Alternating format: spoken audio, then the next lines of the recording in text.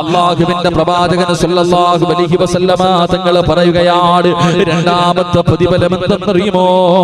സബഅത്തുൻ യുളില്ലുഹുമുല്ലാഹു ഫീ ദില്ലി വറജുലൻ ദക്കറല്ലാഹു ഖലിയാ. രണ്ടാമത്തെ പ്രതിഫലം എന്തെന്നറിയുമോ? അല്ലാഹുവേ, ഇസ്രാഫീൽ എന്ന് പറയുന്ന മലക്ക് രണ്ടാമതും സൂർ എന്ന് പറയുന്ന കാഹളത്തിൽ ഊതുമ്പോൾ ഇവിടത്തെ പള്ളിപ്പറമ്പിൽ നിന്ന് എല്ലാവരും നാളെ എഴുന്നേറ്റ് വരികയാണ്. ഭൂമിയിലടിയിൽ നിന്ന് ഖബറിന്റെ അകത്ത് നിന്ന് ജനങ്ങൾ മുഴുവനും എഴുന്നേറ്റ് വരികയാ. അതുമല്ലാത്ത ഒരു രംഗമാണ്. പട്ടിയുടെ കോലത്തിൽ, പന്നിയുടെ കോലത്തിൽ, കഴുതയുടെ രൂപത്തിൽ, പേപ്പട്ടിയുടെ രൂപത്തിൽ നടന്നു വരുന്നവർ, ഇടഞ്ഞു വരുന്നവർ, മുഖത്ത് മാംസമില്ലാത്തവർ, കുഷ്ഠരോഗികളെ പോലെ വരുന്നവർ, പെരുവാരങ്ങളിൽ കുടികുത്തി വെച്ച് വരുന്നവർ. അല്ലാഹുവേ, പല പല വിഭാഗങ്ങളായിട്ട് ജനങ്ങൾ മുഴുവനും നാളെ ഖബറിന്റെ അകത്ത് നിന്ന് എഴുന്നേറ്റ് പടച്ചറപ്പിന്റെ പരലോകമുണ്ടല്ലോ, അല്ലാഹുവിന്റെ കോടതിയിലേക്ക് കടന്നു വരികയാ. എന്റെ പ്രിയപ്പെട്ട ചെറുപ്പക്കാരാ, ഉടുതുണിയില്ലടാ പൊന്നുമോന്, നഗ്നനായിട്ടാണ് കടന്നു പോകുന്നത്. അല്ലാഹുവേ, ചെരുപ്പില്ലാതെയാണ് കടന്നു പോകുന്നത്. നിൽക്കുന്നത് ചെമ്പിന്റെ തറയിലാ.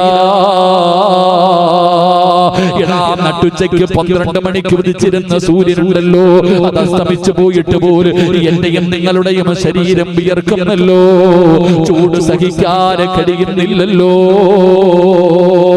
എങ്ങനെ നാളെ പടച്ചറപ്പിന്റെ പരലോകത്ത് ചെമ്പിന്റെ തറയിലെ വസ്ത്രമില്ലാതെ ഞാനും നിങ്ങളും നിൽക്കുമ്പോ ഒരു ചാട് മുകളിലാ.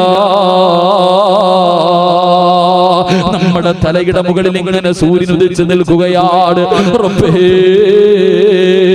പെങ്ങളെ, ചോറ് തിളയ്ക്കുന്നത് കണ്ടിട്ടുണ്ടോ? കറി കടന്ന് തിളയ്ക്കുന്നത് കണ്ടിട്ടുണ്ടോ? നാളെ നിന്റെ തലച്ചോറ് തിളച്ചുരുകുകയാ. മഹാനായ തലബ ഉസ്താദ് പറയുകയാണ്, ചൂടുള്ള നാളുണ്ടേ ഖിയാമത്ത് നാളാ. ചുരുക്കി പറഞ്ഞാൽ എന്തു ഹാലാ ചൂളാ. വന്തോസ വണ്ടിയുമായി വരുന്നേ കാളാ. ക്ഷീണത്തിനാലുലിക്കുന്നതാണേ ഇളാ. സുഹൃത്തുക്കളെ, തിളയ്ക്കുന്നതാണേ മൂള. അമലൊന്നുമില്ല അതങ്ങു ചെന്നാൽ കോളാ. പടച്ചറപ്പേ, എടാ പൊന്നുമോനെ, മണ്ണിൽ നിന്ന് കട്ട വെട്ടിയെടുത്തിട്ട് അത് കൊണ്ടുപോയി അടുക്കി വെച്ചിട്ട് പഞ്ചവറ കിട്ടിട്ടത് അതാ കളറ് മാറ്റുന്നതിന് വേണ്ടി കത്തിക്കുന്ന ചൂളയുണ്ടല്ലോ, അതൊന്നുമല്ലടാ ചെറുപ്പക്കാരാ. കാളവണ്ടി ഇങ്ങനെ ചുമട് വലിച്ചു കൊണ്ടുവരുമ്പോ അതിന്റെ വായിൽ നിന്ന് പതയുന്നൊരയും ഇങ്ങനെ പോകുന്നത് കണ്ടിട്ടുണ്ടല്ലോ. നാളെ പരലോകത്ത് ജനങ്ങൾ കടന്നു വരുന്നത് അങ്ങനെയാണ്. അല്ലാ, തലച്ചോറ് തിളച്ചിട്ട് മുഖത്തുകൂടെ ഒലിച്ചിറങ്ങുന്ന ദിവസമാ. എന്റെ പ്രിയപ്പെട്ട പെങ്ങള്, നീ പറയുമല്ലോ പ്രസവത്തിന് മരണവേദനയാണെന്ന്. ഒരിക്കലും നീ എങ്ങനെ പറയരുത്.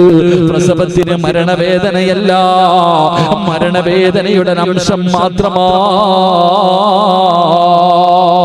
എന്റെ പ്രിയപ്പെട്ട പെങ്ങളെ, പ്രസവത്തിന് വല്ലാത്ത വേദനയുണ്ടല്ലോ. ആ വേദന നിങ്ങൾ അറിഞ്ഞതാണല്ലോ. ഓപ്പറേഷൻ തിയേറ്ററിന്റെ അകത്ത് കിടന്ന് നിലവിളിച്ചത് മറന്നുപോയില്ലല്ലോ.